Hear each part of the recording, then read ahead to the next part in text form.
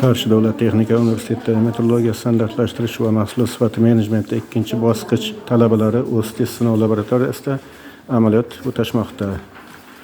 Amaliyot davrida talabalar sinov laboratoriyasida qo'llaniladigan me'yoriy hujjatlar bilan ishlashmoqda.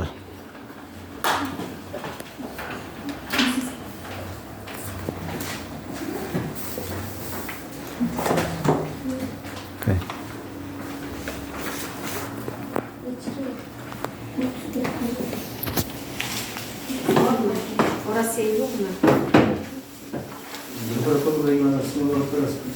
Bayonnomalar bilan Burası bayonnomalar. Metan gazdaki. ana shu bayonnomalar qanday to'ldiriladi?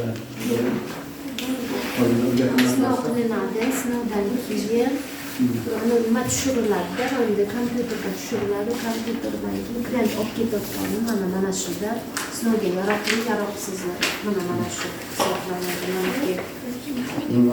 Hajm issiqlik, yondirish nimasi bu, chiqqa sigareniyasi, mana bu plotnisi, oktanniy chislosi qancha, mana bu faktiskiy chiqqan, mana bu go'sht bo'yicha me'yor. Mana shu me'yorda agar mana bu yerga aytibdi, kam emas deyapti, 105 dan agar kam bo'lsa, o'sha yaroqsiz hisoblanadi. Mana 165 chiqqan, shuning uchun muvofiq keladi deyapti. Mana bu yerga обязательно mana shularni to'rtta, 5 ta kamiga 5 tacha sinov qilinadi-da, o'shani неопределённость chiqariladi. Mana bu yerga неопределённость ishlanadi. Mana servodorod bilan merkaptaniyalar aloqa